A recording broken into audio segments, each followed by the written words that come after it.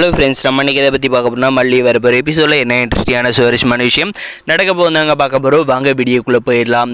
நம்முடைய மல்லி பார்த்திங்கன்னா எவ்வளோ முயற்சி பண்ணுறாங்க அந்த தாலி பிரித்து கோக்குற ஃபங்க்ஷனுக்கு விஜய் வர சொல்லி. ஆனால் விஜய் நான் உன்னாலாம் கல்யாணம் பண்ணி எடுத்து நான் அது கல்யாணமாகவே நினைக்கல அப்படின்ற மாதிரி அசிங்கப்படுத்திடுறாங்க. சரி, நம்மளுடைய வெண்பாவை விட்டு அந்த மந்திர கயிறை விஜய் கையில் கட்டுறாங்க. அப்போவுமே நம்ம ஏதோ தப்பு பண்ணுறோமோ, விஜய் தேவை அவருடைய இஷ்டம் ஒத்துக்க வைக்கிறது மாதிரி இருக்குது இந்த கயிறால் அப்படின்ற மாதிரி நம்ம மல்லி நினச்சிக்கிட்டு என்ன பண்ணுறாங்கன்னு பார்த்தீங்கன்னா, கோயிலுக்கு போகிறாங்க. கோயிலுக்கு போயிட்டு அந்த கடவுள் முன்னாடியே நின்று கேள்வி கேட்குறாங்க. ஆத்தா, நான் இஷ்டப்பட்டு தான் விஜயை மனப்பூர்வமாக ஏற்றுக்கிட்டேன். உன்னுடைய சன்னிதானத்தால் தான் அந்த கல்யாணம் நடந்துச்சு. உன்னுடைய திருவிளையாடல் எல்லாமே என்னுடைய வாழ்க்கையில் இப்படி ஒரு கஷ்டத்தை ஏற்படுத்துன்னு நான் நினச்சி கூட பார்க்கல. ஆனால் இப்போ என்னுடைய பெரியம்மா அவங்க என்னுடைய அம்மா மாதிரி என் அண்ணனுமே எனக்கு தாலி பிரித்து கோக்குற ஃபங்க்ஷனை செய்யணும் அப்படின்ற மாதிரி எதிர்பார்க்குறாங்க. அதே சமயம் அவங்க எடுத்துகிட்டு சீர்வரிச்சையும்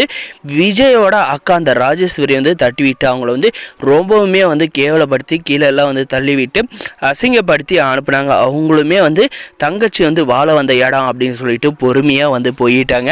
அதனால் என்னுடைய அண்ணனோட இன்னொரு ஆசை, நான் தாலி பிரித்து கோக்குற ஃபங்க்ஷன் நடந்தால் அதை என் அண்ணன் கண்ணால் பார்த்து சந்தோஷப்படுவாருங்க. அதனால் இந்த ஃபங்க்ஷனை எப்படியாவது நடந்தே ஆகணும் அப்படின்ற மாதிரி அந்த கடவுள் முன்னாடியே நம்முடைய மல்லியோட கோரிக்கையை வைக்கிறாங்க. அந்த கடவுள் நம்மளுடைய மல்லிக்கு செவி சாய்க்குமா இல்லை விஜய்க்கு செவி சாய்க்குமா அப்படின்றதாங்க இருக்க போது. மறக்காது நம்ம சேனலை சப்ஸ்கிரைப் பண்ணி வச்சுக்கோங்க. ஒரு பக்கம் நம்முடைய மல்லி முன்னாடி கல்யாணம் ஆகிறதுக்கு முன்னாடி நடிச்சிட்டு இருந்தப்போ விஜய் என் மேலே எவ்வளோ பாசமாக இருந்தார். ஆனால் இப்போ என் மேலே உள்ளவே வெறுப்பை தான் காட்டுறாரு.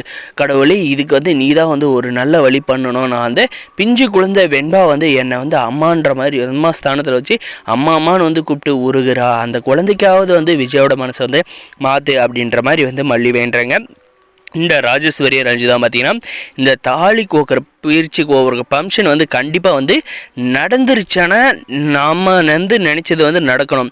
அப்படி இல்லையா அது நடக்கலனாலே நம்ம நினச்சது கண்டிப்பாக நடந்தே ஆகணும் ரஞ்சிதா அப்படின்ற மாதிரி சொல்கிறாங்க. ராஜிமா, நீ இங்கே இருக்கிற தைரியத்தில் தான் நான் இருக்கேன். அந்த மல்லிக்கு தாலி பிரிச்சு கோக்குற ஃபங்க்ஷனில் கண்டிப்பாக மறுபடியும் விஜய் மாமா அவ கழுத்தில் தாலியை கட்டக்கூடாது. அந்த ஃபங்க்ஷனுக்கு ஒத்துக்கிட்டாலுமே இப்போ கட்டுற தாலி மாமா என்னுடைய கழுத்தில் தான் கட்டணும் அப்படின்ற மாதிரி பார்த்தீங்கன்னா இந்த ரஞ்சிதா சொல்கிறேங்க.